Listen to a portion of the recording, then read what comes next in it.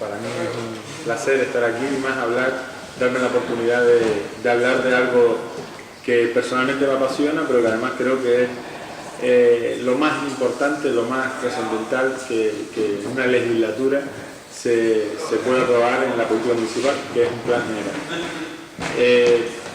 La semana pasada, el martes pasado, no de esta semana, sino la anterior, la Junta de Gobierno local aprobó el proyecto de plan general, del nuevo plan general.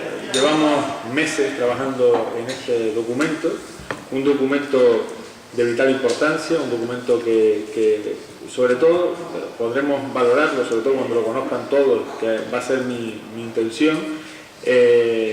Podemos valorarlo si es mejor o peor, probablemente tenga cosas que mejorar o cosas que puedan ser mejor, pero lo que es sin duda irrenunciable y que además todo el mundo va a coincidir es que es mejor que el plan general hoy vigente del año 2012.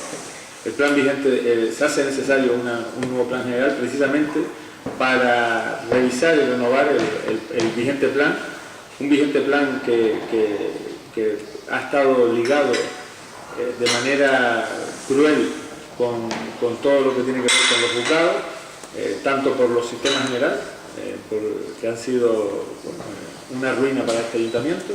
Tenemos más de 30 millones de euros de sentencias firmes por los sistemas generales de expropiación.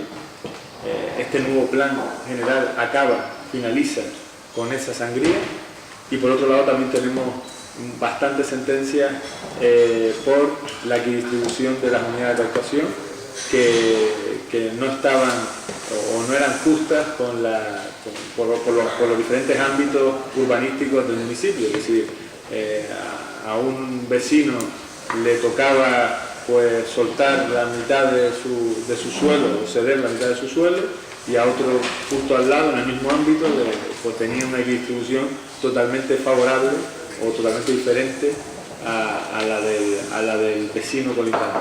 En ese sentido, hemos hecho un trabajo importantísimo en este plan para que la distribución sea por ámbito, las cesiones y obligaciones sean por ámbito, y por tanto todo el mundo tenga los mismos derechos y oportunidades a la hora de desarrollar sus diferentes unidades de actuación en el suelo urbanizado. Esas dos cuestiones son dos cuestiones tremendamente importantes que hacen ya, sin entrar en más materia, hacen ya necesario apresurar la aprobación de un nuevo plan general que dé carpetazo al viejo plan que todavía continúa pues judicializado y cayendo sentencia a una persona. Aparte de eso, no solo evidentemente este plan es para resolver esas dos cuestiones, también resuelve otros temas de vital importancia. Uno es una realidad que existe en el municipio de Telde y que por mucho que nos guste, podemos decir que es moral o menos moral, o ética o menos ética, es una realidad existente, que es la de más de 1.500 viviendas fuera de ordenación.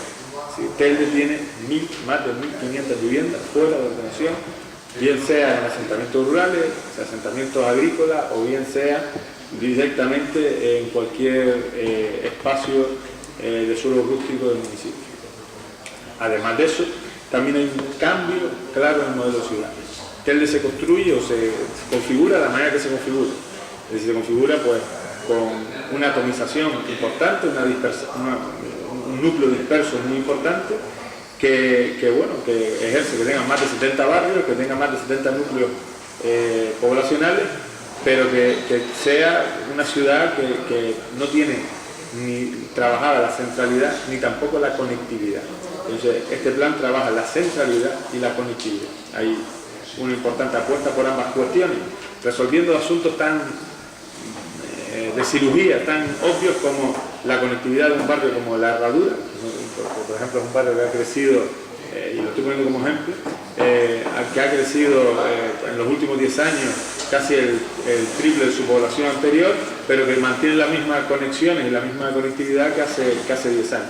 Lo que hemos logrado con este plan es buscar soluciones para poder darle mayor calidad de vida y mayor conectividad al propio barrio. Eso al final lo que es el plan general, es un documento estratégico que lo que pretende es mejorar la calidad de vida de los ciudadanos, también mejorar las oportunidades, y ahí también hay una apuesta.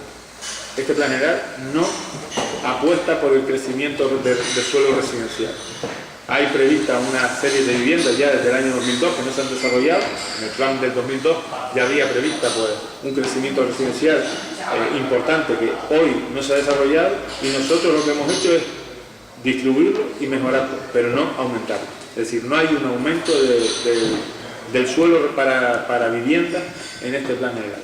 Sí hay un aumento en el suelo, lo que hemos llamado un aumento del sector productivo, es decir, del suelo industrial y comercial, porque creemos que es la manera y la oportunidad de poder generar empleo y riqueza en nuestro municipio. Está claro que ya el sector del ladrillo del pelotazo urbanístico ya no es, no cabe en ningún tipo de sociedad, y menos en la nuestra, y en ese sentido hemos hecho una apuesta total de cambio del modelo económico en el plan general. Y probablemente me esté dejando cosas atrás, pero es mucho más enriquecedor que ustedes hagan preguntas. Don Pablo, vamos a... Perdona, Luis. Sí. Perdona, Luis, tiene la palabra Ismael. No, yo cedo encantado. A mí, que dice casi nunca tiempo. Entonces, ya te Luis. Yo voy a centrar, voy a colocar un poco un tema más a nivel de piel de humanoide, ¿no? Yo tengo un programa en Onda Guanche los miércoles que se llama Pinamar al Día. Hay una cosa que yo no acabo de entender, don Pablo. No sé si tiene que ver con todo ese planteamiento que los planteamientos a mí lo que me producen son somnolencia, ¿no? Pero en este caso concreto me gustaría despertar con una idea clara. En Pinamar hay viviendas sociales cerradas, que alguna vez el concejal de turno me dijo: no se entregan porque no están en condiciones. Yo tengo una idea que no tiene nada de original. Yo pienso que la gente que necesita una vivienda, aunque esté en malas condiciones, se les hace firmar un documento que establezca que ellos la van a arreglar y los mete usted dentro y empiezan a vivir. Lo que no se puede aceptar, lo que no se puede concebir, lo que no se puede digerir ni racionalizar es que hayan viviendas cerradas habiendo gente que las necesita. Y eso ocurre en Pinamar. Así que vamos a dejarnos de cantos de sirena, ni de, como se dice ahora, de predicadores bíblicos y tal y cual, y vamos a la praxis, vamos a la funcionalidad. Hay que entregar las casas, y si la casa necesita azulejos y necesita que tal, usted establece una cláusula y dice: fírmeme aquí, el Instituto Canario de la Vivienda, ¿no? Mira, y yo me voy a cagar. Y claro que se meten dentro, porque entre vivir en la playa y vivir en una casa, aunque esté en malas condiciones, prefieren la casa. Tenemos que ir a ideas pragmáticas. Y otro día hablaré de la Casa de la Condesa y de qué vamos a esperar que vuelvan a robar y por qué no se la alquilan a un señor privado para que la fomente y establezca en el contrato una cláusula de seguridad. Ya se preocuparía él de vigilarla día y noche. No, ahora volvemos a arreglarla y vuelven a robar y la volvemos a arreglar y ese dinero sale del pueblo. Ya se encarga Valora de sacarnos el dinero. Don Pablo, ahí tiene usted para que le meta el dinero. Bien, disculpa, Ismael. Bueno, perdón, sí, estoy convencido que después de la intervención del concejal que ha sido invitado por este moderador aquí hoy, cuando hablas de somnolencia no te refieres a él, y a canto de sirena tampoco te refieres a él. Tiene una palabra. ¿Se refiere a él? No, se duerme. Se duerme él. ¿Por qué no se entera? Vamos a ver. Ha mezclado Se duerme él. en todas partes. Lo siento desde la mosca de sangre digo, pero ha mezclado churras con merina, y esto es dañino porque nos ha traído un problema que es evidentemente muy serio. Yo puedo discrepar de que esto de que se meta la gente donde sea como sea, habrá que buscar recursos y además que no corresponde al ayuntamiento, porque habla de sus nacionales de viviendas, Canario de Vivienda. Y evidentemente, aunque el problema es muy serio, y yo agradezco la intervención, rompe quizás el enterarnos del plan general de 3D, que es el tema que tratamos, y que es un tema muy importante. Yo me ha alegrado mucho la exposición de concejal, he tomado dos notas nuevas que no tenía, porque en mi opinión, yo he leído sobre él, no lo conozco, no lo he leído, sino he leído sobre él, y he llegado a una conclusión que me gustaría que se refrende, y es, aparte de que me parece absolutamente inmoral la legalización de viviendas, es una amnistía, y las amnistías, es decir, debemos contar una cosa, que construir una vivienda ilegal nos hace un daño a todos, porque una vez que se legaliza va a pedir que le pongan su cuota de colegio, su cuota de sanatorio, su cuota no sé qué, que vamos a pagar todos los demás por la sinvergoncería que hizo una cosa vulnerando la ley.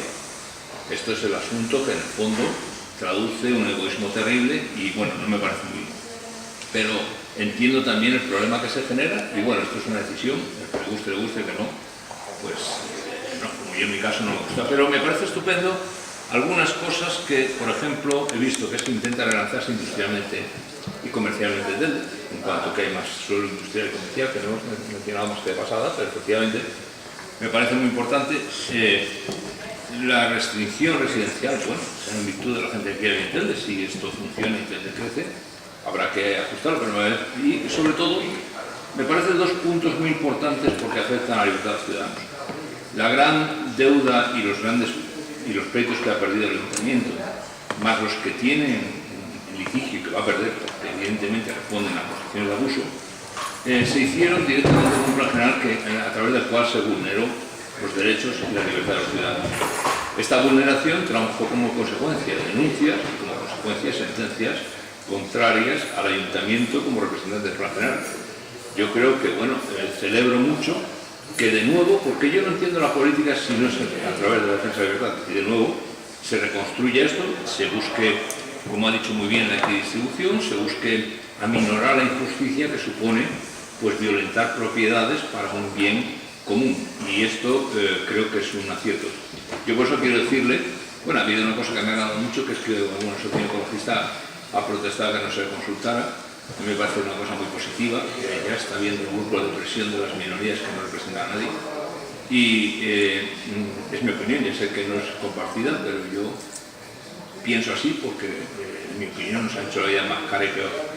Entonces, fanáticos de su rollo, porque son 4 gatos, pero que chillan mucho.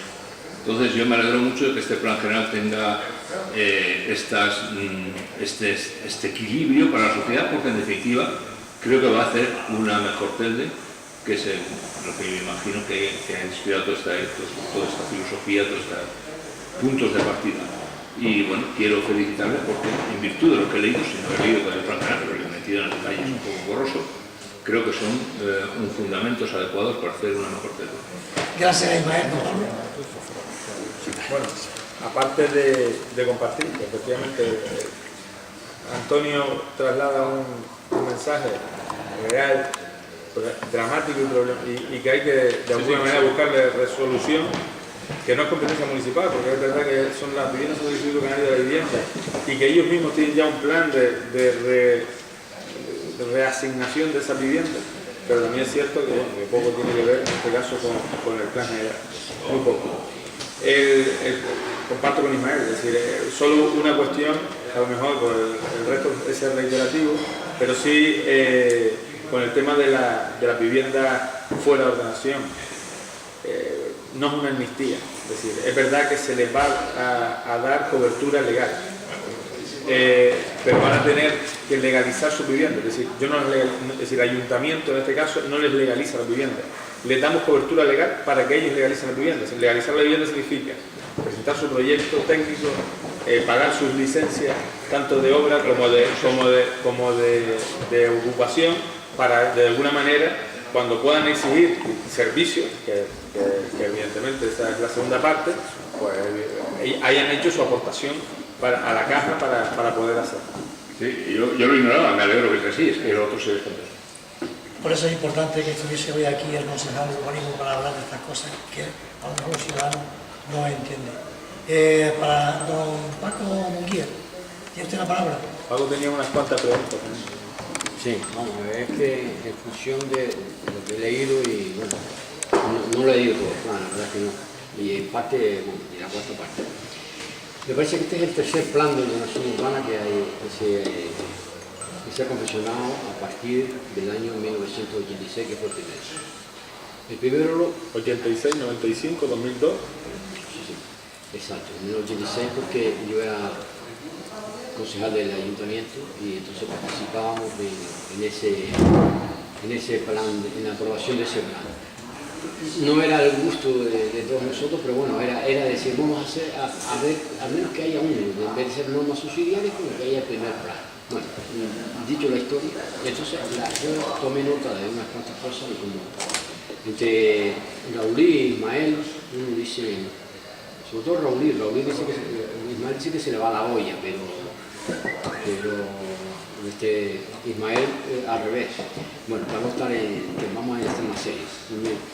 Está bien, hombre, está bien. A mí también. No, lo que pasa es que... a mí es por senentuza, Raúl es por falta de concentración. Claro, pero es que exactamente. Entonces el problema de Raúl es que se le va. No quiero herir. Esto es Onda Blanca Radio, señora Radio, estamos escuchando. Somos amigos, papá, que por eso lo puedes decir, si no es imposible. No, era simplemente que cómo iba a quedar, tiene otro tratamiento, ¿verdad? Cómo va a quedar Tufia y la valla de Gas. Y luego hay otra cosa. De todos los planes, y el vigente está desde el 2002, se ha desarrollado el 45,46% de lo que se ha desarrollado el plan. Entonces, es conveniente ir actualizando. Entonces, desde ese 45-46 a la cuestión, sobre todo en vivienda, que dice que va a haber 6.300 viviendas en el espacio de 10 años, quizás más, entonces parece que no cuadra, no encaja, ¿no? Luego, otra cosa, los asentamientos rurales, la gente logró ir por La Breña y cazadores y se quejaban y dicen, bueno, ¿cómo es posible que el pago de consumo paga? Si yo tengo un trozo de terreno aquí y resulta que, usted lo había dicho antes, el vecino puede fabricar y yo no, y además que es una tierra que fue herencia de mis padres y que me tenga yo que marchar de aquí e irme para vecindario. También era el despoblamiento de los barrios de Telde. Entonces a ver si eso se contempla también. Y luego el tema era el de la cobertura legal que era por las casas que no tienen plana ni tienen proyecto.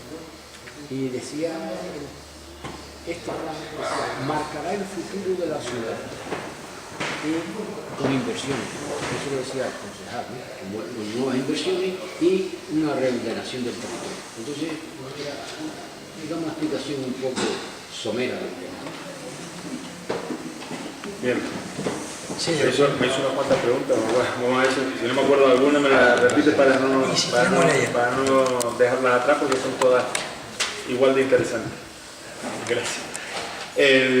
Con respecto a los dos núcleos afectados por la ley de costa que tiene nuestro municipio, que son Tufia y Ojos de Garza, nos hemos encontrado desde hace meses con una serie de dificultades, que es la propia ley del territorio de Canarias. La ley del territorio de Canarias imposibilita aprobar suelos urbanos o urbanizables aislados. Es decir, no es viable plantear lo que buscábamos, la operación que buscábamos, por ejemplo, tanto en un barrio como en otro, que era la reubicación de las casas afectadas, reubicarlas en el sector cercano, tanto Ojos de Garza como Tufia, no es viable a día de hoy con la ley del territorio de Canarias, que imposibilita la aprobación aislada del suelo urbano o urbanizable. Solo se permitiría a través de una ley autonómica, es decir, una ley aprobada en el Parlamento de Canarias que posibilite ese suelo urbano.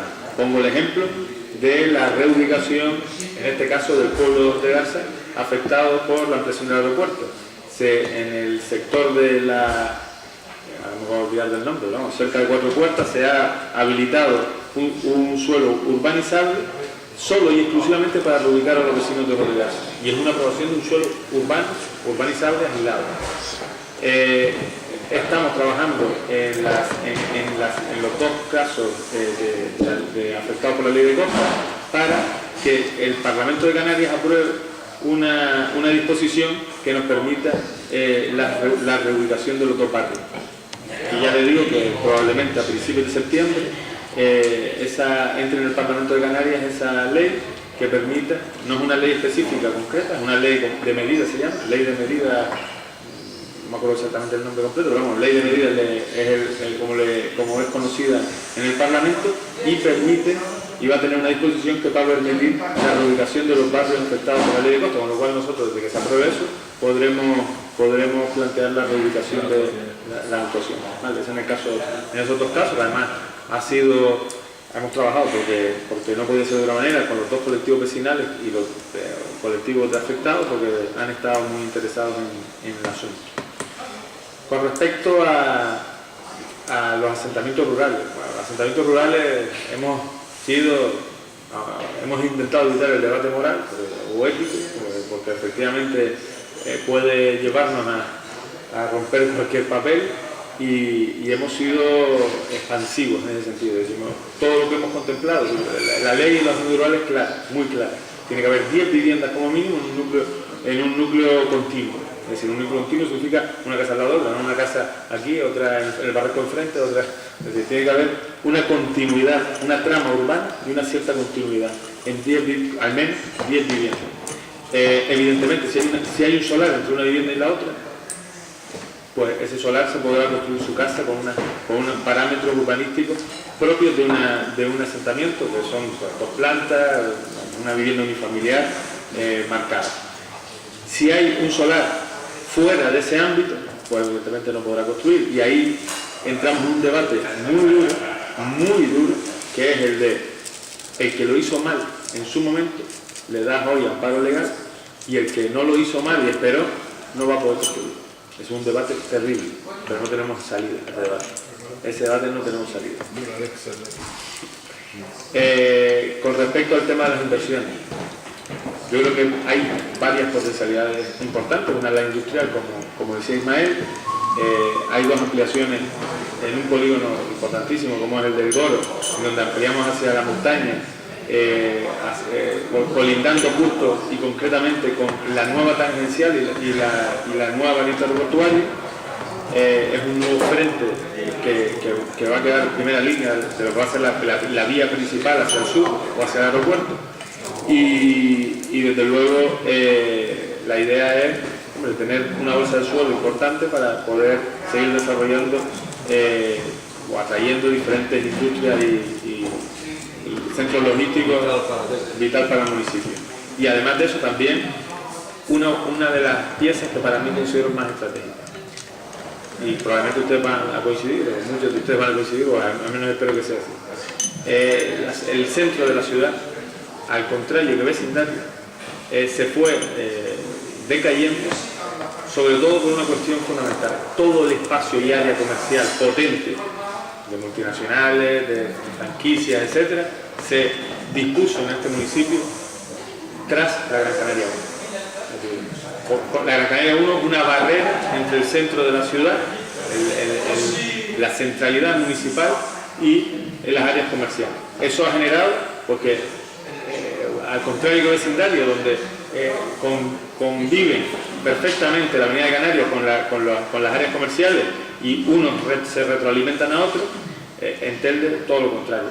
Las áreas comerciales de la Gran Canaria 1 van muy bien, generan un empleo importante, nada que achacar, pero no retroalimentan ni generan absolutamente nada en el centro de la ciudad. El centro de la ciudad necesita un motor económico, necesita una locomotora que tire comercialmente del municipio. Y ahí es donde planteamos, concretamente en el sector que antes, en el plan general vigente se llama Carretera de Melenara, a pesar de que está justo en la cantonera de Picacho, entre la IPSA, donde está la Vega, y la carretera Melenara Vieja, un sector donde había previsto en el plan vigente 800 viviendas, nosotros le cambiamos el uso, le llamamos la Vega terciaria y planteamos que ahí sea un gran área comercial en el centro de la ciudad. Eso yo considero, además, ya les adelanto, y eso creo que probablemente sea el primicio, porque no creo que lo haya dicho en ningún lado antes, que hay importantes marcas comerciales como Carrefour que se han interesado en instalarse en el centro de la ciudad y ya no les interesa instalarse en la Gran Canaria 1.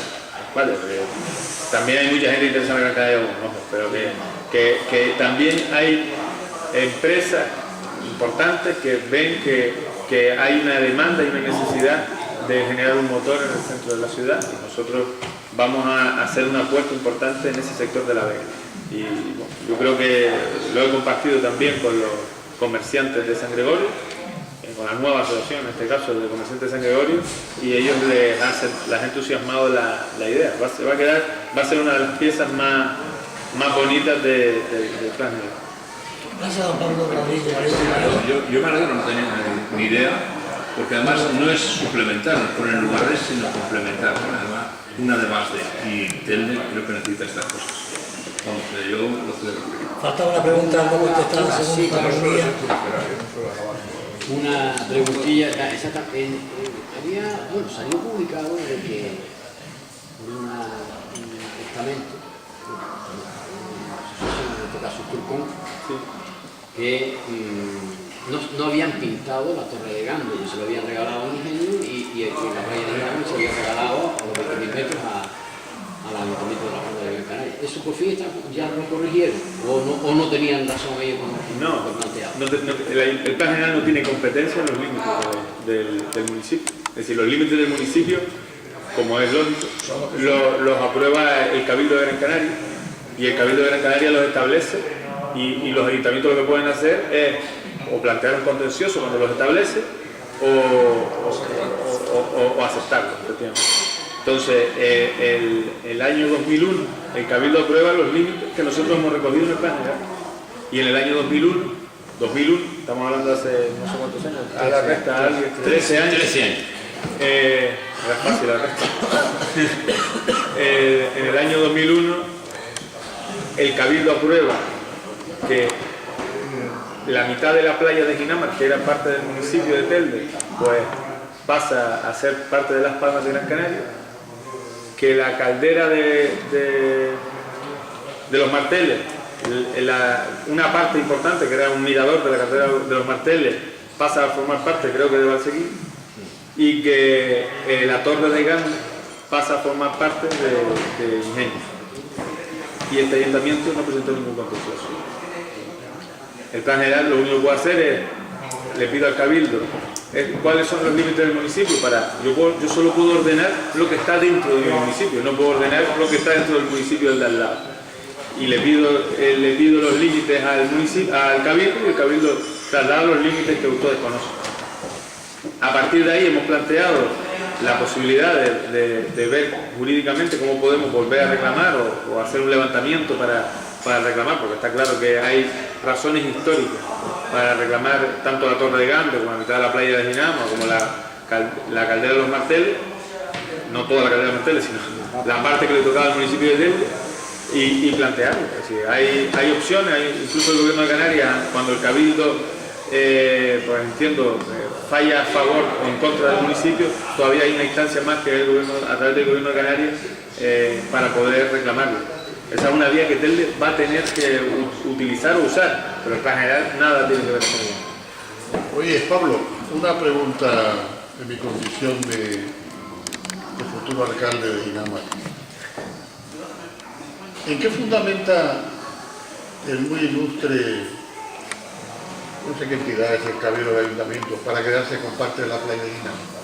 ¿Cuál es el sustrato legal de eso? La desembocadura del barranco. El cauce de la desembocadura del barranco.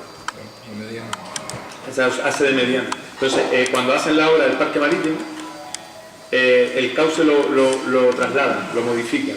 Estaba por la mitad de la playa, por eso la mitad de la playa era de Telde, el municipio de Telde, y ese cauce se modifica, me imagino yo, con una de las últimas canalizaciones del barranco o una de las canalizaciones en las obras del parque marítimo.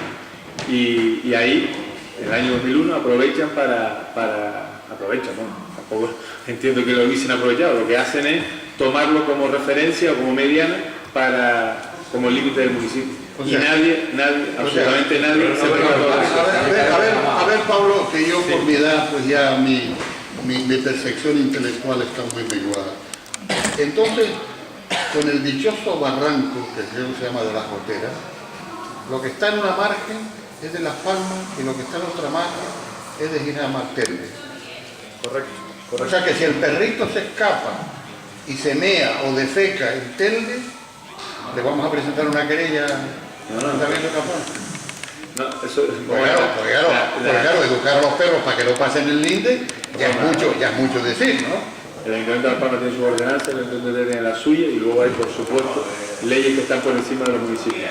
Pero Pablo, lo que trato de decirte irónicamente, ¿no? Yo estoy de legislación, de jurisprudencia y de gaita, cuando lo fáctico se queda postergado. ¿Pero qué es esto de un parque de perros en Irama? Póngase usted la gran puñeta, hombre. Y Telde tiene que dar el cante ahí. Y si viene del gobierno autonómico, a ti que te cuento, que eres del partido gobernante, más no de tontería. Don Francisco, resto del día. Sí, vamos a pasar. A mí me gustaría destacar algo.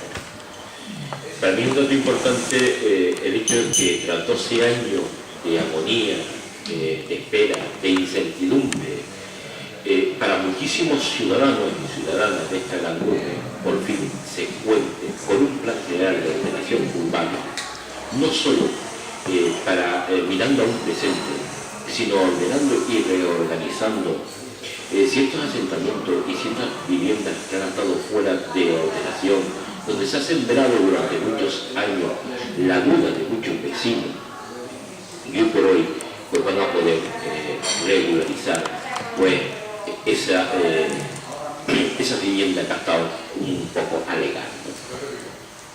Pero aparte de eso, también tenemos que destacar que se hace un plan general de ordenación urbana, no solo para el presente, no solo con el fin de que en el próximo mandato venga otro partido u otra organización y se lo cargue, sino de cara al futuro. Y otra cosa que sorprende, Pablo, y que realmente hay que destacar y llamar la atención a la ciudad, que se piensa no solo en llevar a cabo un crecimiento poblacional con más unidades de viviendas, de actuación completamente encaminadas única y exclusivamente a la especulación del ladrillo, sino por primera vez oigo hablar de un crecimiento empresarial, de un crecimiento económico, de un crecimiento productivo de la ciudad. Eso es algo que debemos aplaudir la ciudad y que lógicamente, Pablo, tú perdona decir, es que está dando y yo no quiero tocar una parte moral mucho menos, pero está siendo fiel ejemplo de tu progenitor, Pablo. Es que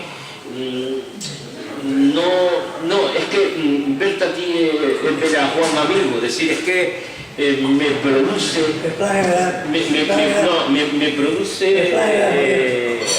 vamos, hasta creo algo inversible, el hecho concretamente de que sigas planteando el futuro, sigas escribiendo una página de la historia dentro de esta ciudad. Sí que lo conocemos. Gracias, Javier. Juan Pablo. Bueno, gracias, Javier. La verdad es que independientemente de tanto antes como ahora, en tu intervención anterior y la de ahora, me llena de orgullo el que me recuerde, no puedo decirlo de otra manera, que me recuerde a mi padre. Está claro. Mi padre puso el listón alto, en el sentido de no solo en el urbanismo, sino en la política en general. Su capacidad de debate y de discurso todos la conocíamos, o la mayoría de los que estamos aquí la conocíamos, y evidentemente puso el listón alto. Es uno de mis referentes, hay más, y desde luego me siento orgulloso de que lo nombres cada vez que pueda y cada una de sus intervenciones. Había una cuestión que Paco me dijo y me salté, y ahora me acabo de acordar, que es algo que se ha dicho también en los medios sobre que este plan plantea un crecimiento de 6.000 viviendas, aunque sea para 10 años, ¿no? Es decir, plantea un crecimiento de viviendas residenciales de en torno a 6.000. Es falso, es absolutamente falso, es un dato erróneo, producto probablemente de una lectura sesgada, no digo por Paco, sino por quien hace esa crítica. Paco la lee y la pregunta, es decir, no me estoy refiriendo a él, sino me estoy refiriendo en este caso a aquellas opciones políticas que hacen esa crítica desde una lectura sesgada. El crecimiento residencial de este plan general con respecto al del año 2002 no llega a las 400 viviendas. Y eso es las 400 viviendas son producto de la equidistribución, es decir, de que al final, haciendo una buena equidistribución, probablemente a algunos le da más y a otros le da menos, y esas restas y sumas hacen pues, unas 400 viviendas. Cuando ellos dan el dato de las 6.000 viviendas, es porque entre unidades de tratación que desaparecen, unidades de tratación que son nuevas, o mejor dicho, sectores que son urbanizables o urbanos directamente, que vienen provenientes del Plan General del 2002, y los nuevos, pues mantenemos 6.000 viviendas que vienen provenientes del Plan General nuevo, pero también desaparecemos en torno a las 5.000 o 6.000 viviendas. Eso, el saldo es 400 y pico viviendas, es decir, no es significativo el crecimiento residencial, y 400 viviendas, para que también lo tengan, son unas 1.500 personas, ciudadanos, que es un crecimiento perfectamente lógico. Es decir, si hablamos que en los próximos 10 años Telde tendrá 1.500 ciudadanos más, no estamos hablando de que Telde se va a disparar la población, ni mucho menos. Estamos hablando de que Telde mantendrá un crecimiento adecuado, normal, el que estamos teniendo ahora, es decir, ni más ni menos. Es decir, también es cierto, Telde tiene todavía sectores y zonas que pueden hacer desarrollables, lo que igual no es el momento, lo será en el futuro probablemente, estoy seguro, pero claro, Telde, la infraestructura que tiene la ciudad tampoco es capaz ahora de meter 20.000 personas más, no sería sostenible, y lo que hemos buscado es que el crecimiento sea sostenible y apostar por el crecimiento productivo, como ha dicho Javier, porque el problema de la ciudad, el principal problema de la ciudad está clarísimo, la tasa de desempleo que existe. Esta es la tertulia de la artista, estamos en el casino, Mario Telde, y ahora tiene la palabra don Manuel Ramón. Muchas gracias. Don Pablo Rodríguez, quisiera hacerle una pregunta al micrófono. Primero reconocerle, obviamente, que sea usted como máximo responsable del urbanismo, el que tras 13 años, 12 años sin plan general de ordenación urbana, haya podido lograr consensuar y tener este documento de desarrollo urbanístico comercial empresarial en la ciudad de Telde. Lógicamente es un dato para la historia, ¿verdad? Como decía Pablo Núñez acertadamente, es el tercer plan general de ordenación urbana. Yo, para las informaciones que tengo, es el que más concentra, este es el cuarto, efectivamente. Por lo que tengo entendido, nos corrígeme si me equivoco, es el plan general de ordenación urbana que más consenso ha tenido a la hora de su elaboración, redacción, discusión entre todas las fuerzas políticas, los grupos comerciales, empresariales. Esa es la información que yo tengo. La pregunta que yo tengo en cuanto a este importantísimo documento urbanístico es, la primera es hacia dónde va a crecer Telde, urbanísticamente y comercialmente. Después también tengo interés en que usted afirma o desmienta unos rumores que circulan en la calle de que se va a aprovechar este plan general de ordenación urbana para legalizar la estación de servicio Repsol de la Remuda, en cuya que figura una sentencia de demolición por parte de la justicia sobre ella. Quisiera que desmintiera o ratificara esta información de que se va a legalizar por parte de este plan general de ordenación urbana. Y por último, me gustaría saber si desde su punto de vista la oposición ha estado a la altura, me refiero a los grupos que componen la oposición municipal de Telde, ha estado a la altura con el gobierno en el avance que supone la confección, elaboración, redacción hasta la aprobación provisional del Plan General de Ordenación Urbana. ¿Y por qué? Y si cree usted que si se va a utilizar por parte de la oposición el Plan General de Ordenación Urbana como instrumento de guerra en la contienda política, en la prácticamente pre-campaña electoral en la que estamos en marzo. Gracias, Manolo. Agradecer a Manolo porque me centra bastante en parte del debate que quería introducir. Igual, me extiendo algo y pierdo alguna pregunta que es tremendamente interesante y que ruego que si me la dejo atrás me la vuelvan a recalcar. Voy a ir al plan del 2002. El plan del 2002 se aprueba legítimamente. Pues bueno, legítimamente. Podría haber sido declarado nulo el día siguiente porque no tenía ni informe del secretario ni informe del interventor, pero eso no, ya 12 años después no vamos a entrar en ello, pero se aprueba legítimamente. Y el plan del 2002 tiene errores importantes. Hemos hablado de algunos, ¿no? Los sistemas generales, las unidades de actuación con desigualdades importantísimas, cuestiones absolutamente de detalle que dejan fuera de ordenación determinadas viviendas. Hay asentamientos rurales en el plan del 2002 también, hoy que está tan de moda. En el plan del 2002 también hay asentamientos rurales. La ley existía y hay, por ejemplo, en el plan del 2002 hay un asentamiento rural con una vivienda. Con lo cual, a ver cómo se lo cocinó. En definitiva, el plan del 2002 tiene muchísimos errores. Hemos dicho que no es un buen plan. Lo aprobó la mayoría en aquel momento y lo aprobó de manera legítima. Pero el principal problema del plan del 2002, por eso a mí me preocupa sobremanera, es la gestión posterior. Es decir, yo puedo hacer un magnífico plan y tiene una importancia terrible. Tiene una importancia, como hemos dicho, superlativa y es fundamental. Pero si el día de mañana yo no estoy y está otro y tiene que gestionar el plan general, eso es tan importante como el desarrollo del mismo. Es decir, es tan importante como la planificación. El desarrollo y la gestión del plan general del 2002 fue nefasta. Y eso fue la legislatura 2003-2007, el concejal de urbanismo que fue.